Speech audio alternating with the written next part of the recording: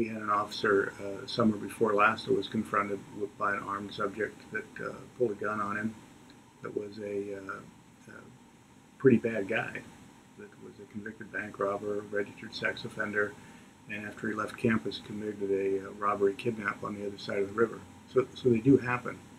And then there are also a fair amount of instances of interpersonal violence, a fair amount of dangerous offenders that are arrested on campus.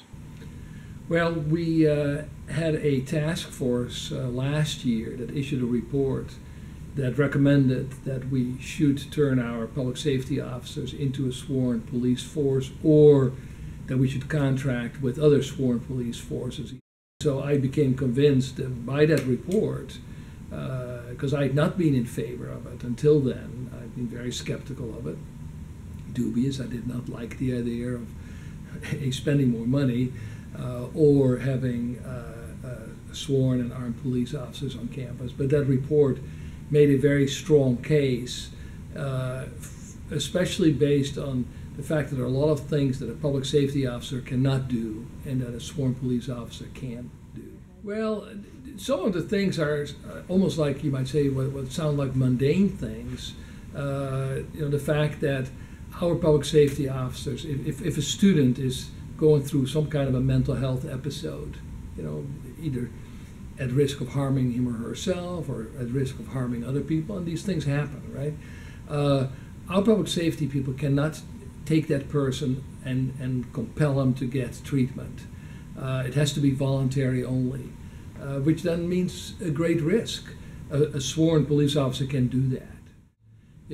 Some sexual assault case, we've had cases where, it took the Portland police like 3 days to find time to take a report from a student. I mean, that's horrible. Having our public safety officers being able, by becoming sworn officers, to both pursue it and then to go off campus to deal with it in some cases. Because as you know, not all of our students live on campus. So our public safety people now have no authority when they go off campus. To be able to pursue it and give it the priority that our community needs. Those are actually the kind of incidents that are part of routine policing that our people now can't do. And I thought it was very important for them to be able to do. If our public safety people are sworn officers, then they can follow up, which they can't do in the same way off campus. If they're not, then we have to wait for the Portland police to do it, and they do their best. This is not a knock on the Portland police, but they have a whole big city to take care of, and they have to set their own priority. Well, certainly people in the public safety office have been talking about it for many years. I came here in 2008, and it was raised to me then. I'm sure it was raised times before that. To me, it became an active issue in 2013 when Phil Zerzan said, this is we're really in a bad situation. We can't do the things that you want us to do to keep the campus safe. We really need more people, and we need them to be sworn officers. Since I knew that I myself had serious doubts about whether going to a sworn police force with arms was wise, I decided we needed a campus task force to look at it. We'll continue to do what we've been doing. I mean, I think that the current officers at Worker have a pretty good reputation of being part of the community. Whether it's helping a student in crisis or dealing with somebody that's mentally that's undergoing a mental health crisis. I mean, my officers do a really good job, and that will continue.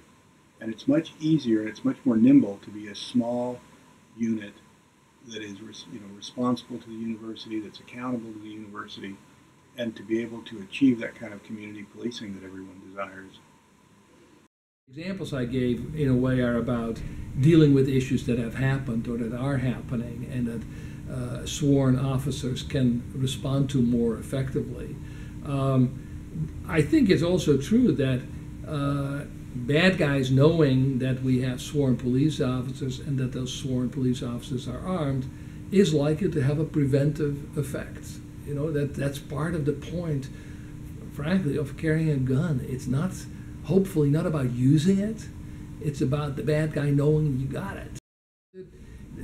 this debate has been a very important one. I understand that there are a number of people who feel very strongly. It is striking, though, that we pretty much saw the same 20 or 30 people at every meeting, and they pretty much made the same points. Their points have been heard. Many of those have led to an improvement in the specifics of how we will implement it, or certainly in how specifically it's been written down and agreed upon. So I hope that we can now turn our attention to moving forward and both do it the right way, but also deal with the many other important issues we have here on campus. I think that we just continue doing what we're doing, to be part of the community, to meet and greet people. I think a lot of people didn't really know what it is that we're already doing. I mean, we're actually engaged in fairly sophisticated policing right now. We're just asking for the tools and the training to do it in a way that is commensurate with that task. So I don't anticipate there will be a lot.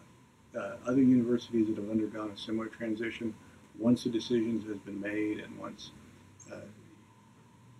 police departments, campus police departments are able to function and become part of that community, there really isn't much tension after that.